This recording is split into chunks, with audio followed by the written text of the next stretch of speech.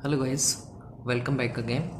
आज मैं इस वीडियो के माध्यम से आपको बताऊंगा कि एक कोशिका क्यों डिवाइड होती है। एक जो बड़ी कोशिका होती है वो दो छोटी कोशिका में क्यों डिवाइड होती है, इसका क्या रीज़न है।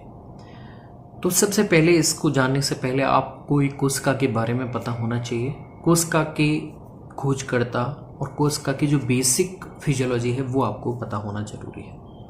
अगर हम बात करें, हमारा जो शरीर है, चाहे वो पादप है या फिर जीव है, हमारा जो शरीर है वो किससे मिलके बना है। सबसे छोटी जो अंग है हमारा वो है कोशिका।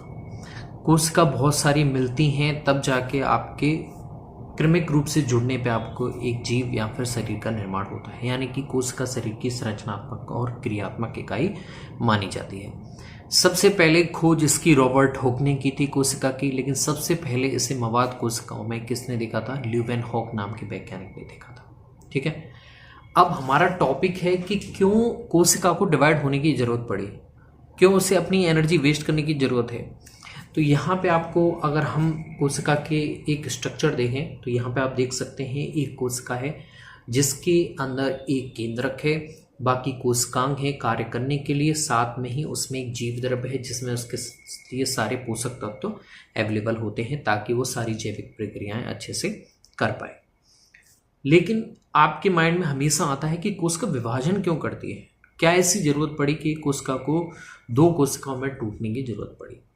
तो इसका सीधा सा अंतर है, यहाँ पे आप देख सकते हैं जब एक कोशिका होती है उस पर सारा उसका जो नियंत्रण होता है वो होता है केंद्रक का। अगर केंद्रक का नियंत्रण कम हो जाएगा कोशिका, तो वो अपने हिसाब से क्रियाएं करने लग जाएंगी जो हमारी बॉडी के लिए हानिकारक चीज है।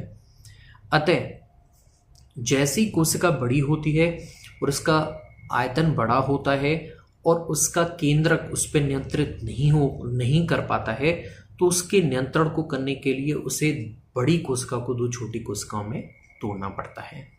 इस चीज को आप ऐसे समझिए कैरियोप्लाज्मिक इंडेक्स से, जिसे हम बोलते हैं KI।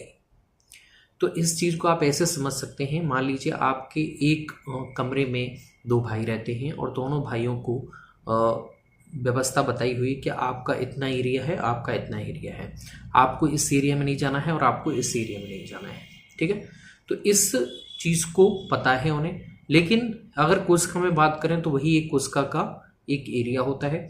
अगर उस एरिया को क्रॉस करने की ट्राई करती है तो दूसरी कोशिका के द्वारा उसे संदमित कर दिया जाता है कि ये तुम्हारा एरिया नहीं है।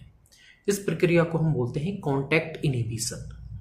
कैंसर जो आपने नाम सुना है, कैंसर में यही गुण खत्म हो जाता है और एक कोशिका अनियंत्रित रूप से वृद्धि करने लग जाती है। तो कोशिका अनियंत्रित रूप से वृद्धि नहीं करे, उसका केंद्र का कोशिका पर अच्छे से नियंत्रण बना रहे, इसीलिए कोशिका को दो भागों में विभाजित करने की जरूरत पड़ती है ताकि उन छोटी कोशिकाओं पे केंद्र का अपना अच्छे से नियंत्रण बना के रखे। ठीक है, कैरियोप्लाज्मिक इंडेक्स फॉर्मूला आप देख सकते हैं यहाँ पे, केंद्रक का आयतन अपन कोशिका द्रव्य का आयतन। बड़ी कोशिका होगी उसमें कोशिका द्रव्य का आयतन ज्यादा होगा तो कैरियोप्लाज्मिक इंडेक्स कम हो जाएगा और आपके नियंत्रण कम हो जाएगा। ठीक है, आई होप आपको समझ में आ गया होगा कि क्यों एक बड़ी कोशिका दो छोटी कोशिका में विभाजित होती है, ताकि उसका नियंत्रण अच्छे से बना रहे। थैंक्स।